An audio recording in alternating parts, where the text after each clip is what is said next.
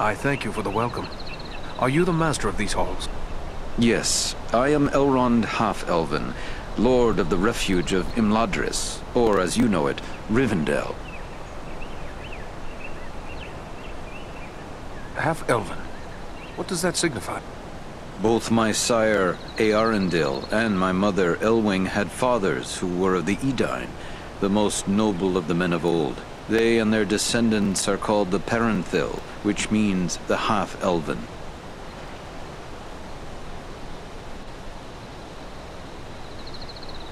Are you then of mortal kind, like other men? To each of the Parathil is given a choice, whether to become mortal or to accept the life of the Eldar, the elves. Long ago I chose to be counted among elven kind. My own children will face this choice as well. I'm glad to see you made it here in one piece, Aragorn. But I still have no idea why your mission was so urgent. I think it is time we told our newfound friends what they have gotten themselves into. Gandalf, so you are involved in this as well? Indeed. Wherever there is trouble and strife, and the enemy is stirring, there you will find Gandalf the Grey. Well then, can you explain why the enemy is so eager to get his hands on a poor little hobbit?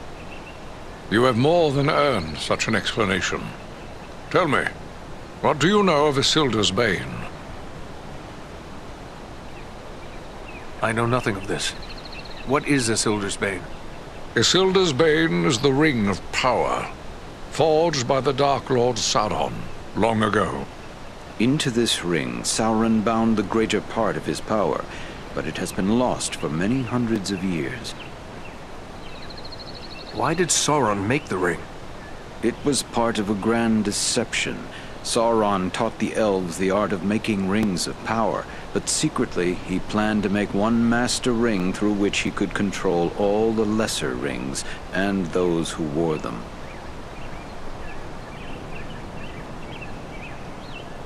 Why would the elves choose to learn from Sauron? They must have known he would betray them. At that time, Sauron was still able to assume what form he wished. He came for the elves in a fair guise, and played on their greatest desire, to preserve and protect what they loved in Middle-earth.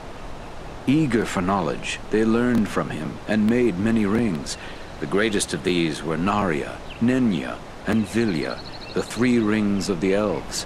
When Sauron forged the One Ring, the elves were instantly aware of his betrayal.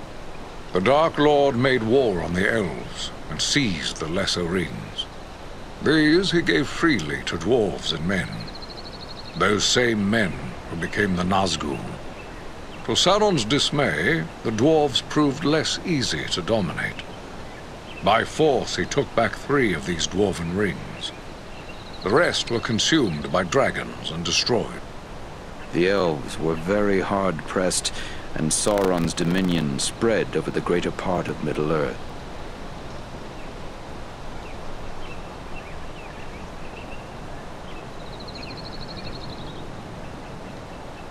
What saved the elves from final defeat? The coming of our ancestors, Eredan. The Dúnedain, led by Elendil the Tall, a lord of Lost Númenor, came to Middle-earth seeking new lands in which to dwell. They were the sworn enemies of Sauron and staunch allies of the Elven King, Gil-galad. An alliance was formed between elves and men, and together they drove back the armies of Sauron. In the end, Gil-galad and Elendil threw down Sauron, at the cost of their own lives. But Sauron returned, and now he is seeking the ring he lost? Quite right. After lying lost and nearly forgotten for centuries, Sauron's ring has once again been found. Do you mean to say the halfling Aragorn rescued has come into possession of the Dark Lord's ring? Small wonder the Dark Lord sent his deadliest servants to search for it. What will become of the ring now? There is no safe resting place for the ring, not even here in Imladris. It is a danger to all who come near to it. There is only one course left to us. The ring must be destroyed. To do so, The ring will need to be cast into the same fires from which it was forged. Those of Mount Doom, in the land of Mordor. The hobbit, Frodo Baggins, has agreed to take it there. You're not going to send a hobbit off to Mordor alone. No, certainly not. A fellowship will be formed. A fellowship of 9. 9 walkers set against Sauron's 9 black riders. Among this fellowship will be representatives of all the free peoples of the world. Elves, dwarves, and men. Aragorn. What can the rest of us do to assist you? The Nazgul and Agandaur are dire threats. We must learn all we can of their movements before the Fellowship is to depart. Scouts will be sent out in every direction to scour the lands around Rivendell. Your aid in this would be of great service to our cause. Very well. Where should we start? Agandaur is our chief concern. Although the Nazgul are powerful foes, their mission here in the north is abundantly clear. We can only guess what Agandaur may be planning, or where he went after he escaped from you. I suspect he may be planning to move against us here. Sauron's hatred of the elves is very great, and he does not forget the hand we played in his defeat during the War of the Last Alliance. If it is strength he wants, he may well find it among the Etenmoors. You know that region better than I. What can you tell me of the Etenmoors? The Etenmoors are a spur of the Misty Mountains, lying almost directly north of Rivendell. It is a wild region of very rugged terrain, home to many trolls and giants. I myself was in the Etenmoors but days ago. I saw no sign of Agandaur's presence, but neither did I encounter trolls.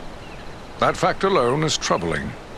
It could be that they are gathering in force, somewhere among the moors. If so, it is best we learn of it before they can take us by surprise. We will scout the Etenmoors to see what we can discover. From what I have heard of you, from Aragorn and Elrond's sons, I expected no less. Still, you have had a long road and hard fighting to get this far.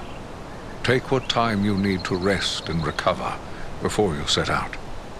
The Etenmoors are a dangerous place for the unprepared. The hospitality of my house is yours, for as long as you wish.